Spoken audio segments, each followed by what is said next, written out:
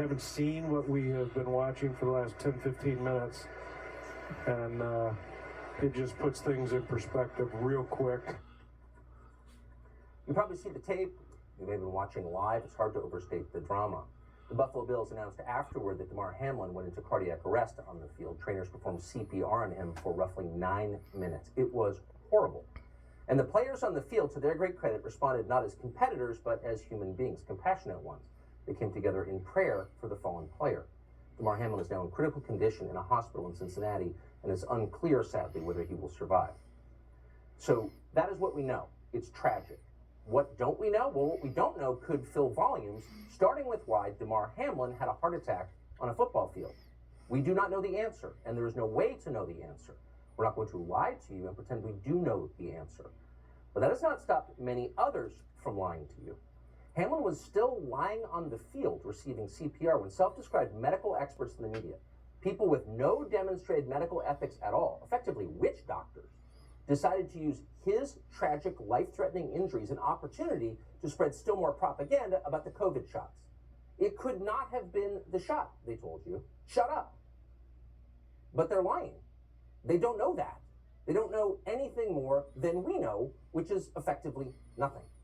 We can't say it was the shot. We can't say it wasn't the shot. We don't know whether he got the shot. We don't know, and neither do they.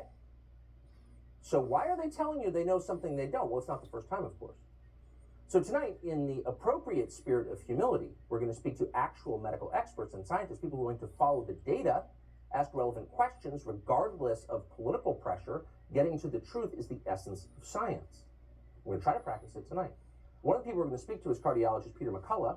He's done a lot of research on the number of young people, particularly athletes, who've experienced heart attacks and other serious cardiac events in the past 2 years. You're not imagining that there has been a surge in heart injuries among the young. And the media have mostly ignored this. We're not sure why. We're not sure the cause. We're not going to pretend we are sure. We do know it's real and it's scary. And when young people start dying, we ought to pay attention. So in a few moments, we're going to talk to Peter McCullough about what this is and what we know about it. But first, to place last night's tragedy in context, we're joined by Michelle Lafoya. She is host of the Sideline Sanity podcast. She was a reporter on Sunday Night Football for many years. She joins us tonight. Sure appreciate your coming on tonight. Those of us who don't cover sports for a living were completely shocked by this. You have covered sports for a living. Were you as shocked as the rest of us? Of course I was. I've seen a lot of injuries over the course of my close to 3 decades covering the NFL, and they've ranged from spinal to concussion to we covered a coach once who collapsed at halftime, and we didn't know, again, if it was life or death. We really didn't know, and we had to cover that story. But nothing like this, and everyone has said it. No one's ever seen anything like it. When you've got a player lying on the field who needs CPR because his heart has stopped beating, that's a terrifying visual.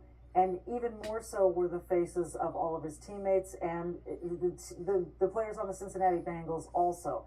I mean, everyone was so distraught. And I'll tell you, they had a much better view and feel of what was going on down there than any of us watching at home. It's a very different environment when you're right there, feeling it, sensing it, watching it close up.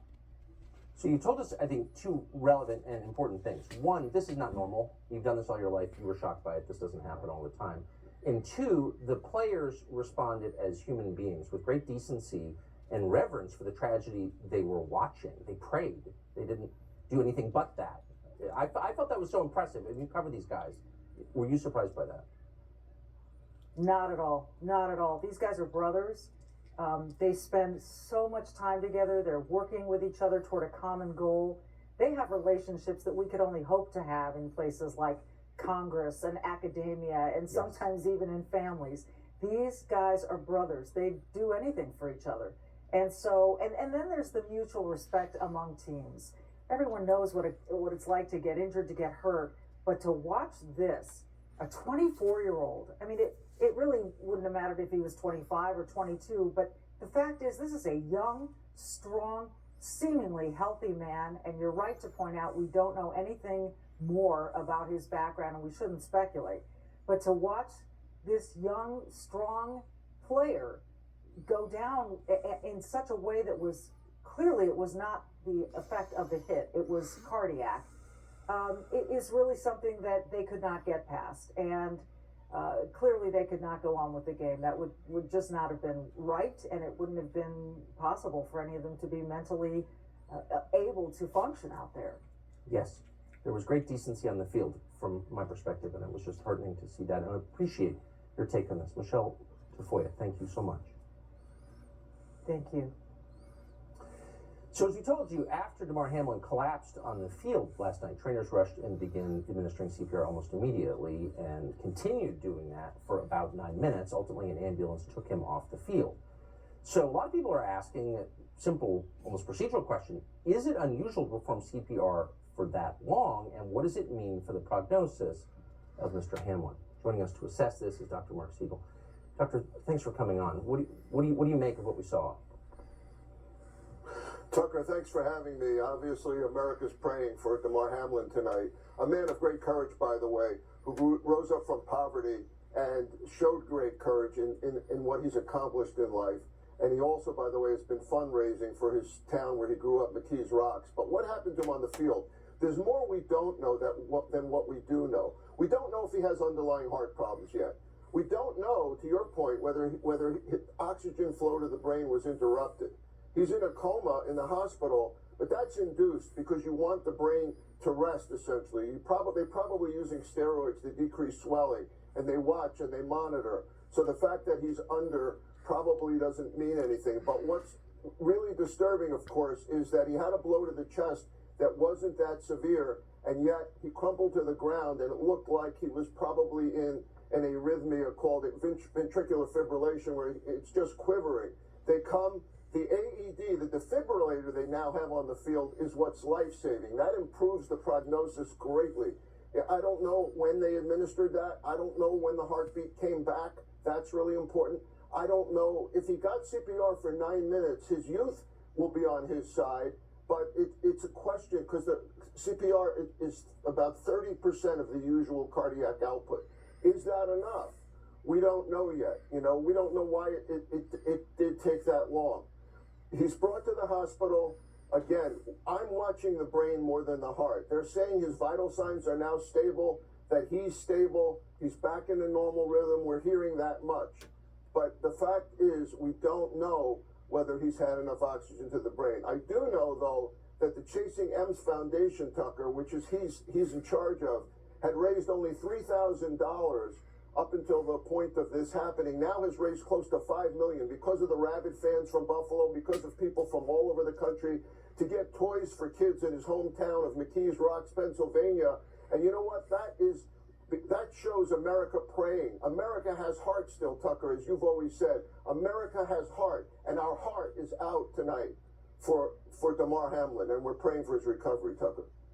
Amen. Poor kid. God, it's just awful. Mark Siegel, MD, great to see you tonight. Thank you. Thanks, Tucker. So as we've said multiple times, and it's worth saying because it's a sign of respect for the man tonight in the hospital, we don't know exactly why Damar Hamlin collapsed last night. But at the same time, there are concerns about cases like this. Young athletes collapsing on the field of heart problems. And there has been a dramatic increase in this. You're not imagining it. But what is this? Cardiologist Peter McCullough and researcher Pangis Polikridis looked into this trend in Europe, European sports leagues. They found that prior to COVID and the COVID-19 vaccines, there were roughly 29 cardiac arrests in those European sports leagues per year. Since the Vax campaign began, there have been more than 1,500 total cardiac arrests in those leagues, and 2/3 of those were fatal. Does that prove something? We don't know, but you should know that. Dr. Peter McCullough is a cardiologist. He's also the author of Courage to Face COVID-19. He joins us tonight to assess. Doctor, thank you so much for coming on. So this is one of those phenomena that people who use social media are aware of because there are videos of it floating around, but I don't know when the last time I heard, if ever, an American public health authority address this directly and tell people, what is this? Is this real? Tell us your findings from your actual study on this. The concern here is that athletes at a professional level, Tucker, are carefully screened for underlying heart disease. The leading cause of sudden death on the playing field is hypertrophic cardiomyopathy. The athletes are screened for this.